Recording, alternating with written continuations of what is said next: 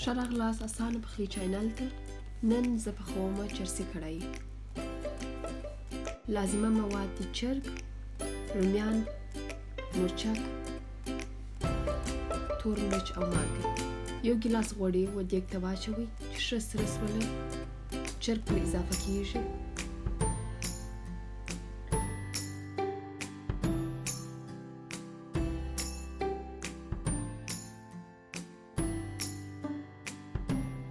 باید ښه وښورول سي چې د څو پورې چرګ خپل رنګ ته تغییر ورکړي.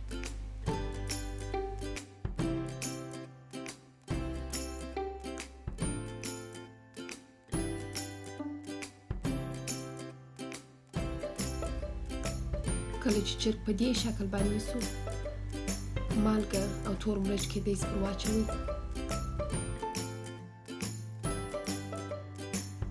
او ښه وښورول سي. چرګ باید په مساله کې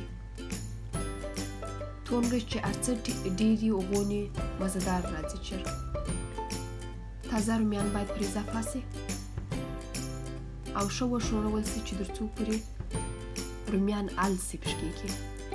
ځکه چې دا کوچني رومیان دي، د دې ضرورت نشته چې څوک یې پوستکی ایسته کړي. اما که دا غټ رومیان یې چې کله رومۍ نرم سي باید پوستکی یې ایسته سي، ځکه چې دا غټ رومي پوستکی ښه خوند نه کوي په لیاب کې.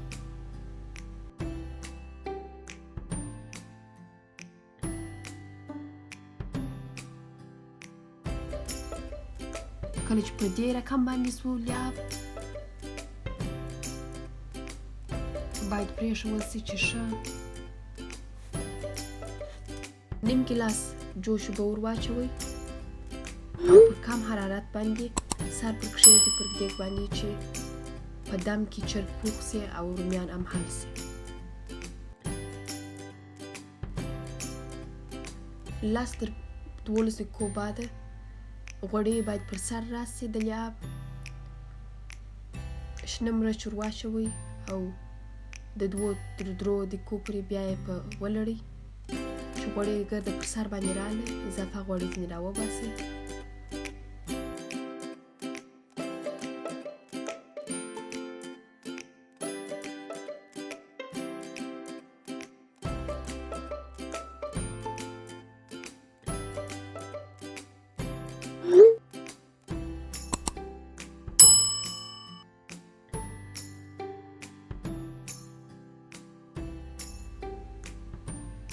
چرسي کړایي تیار.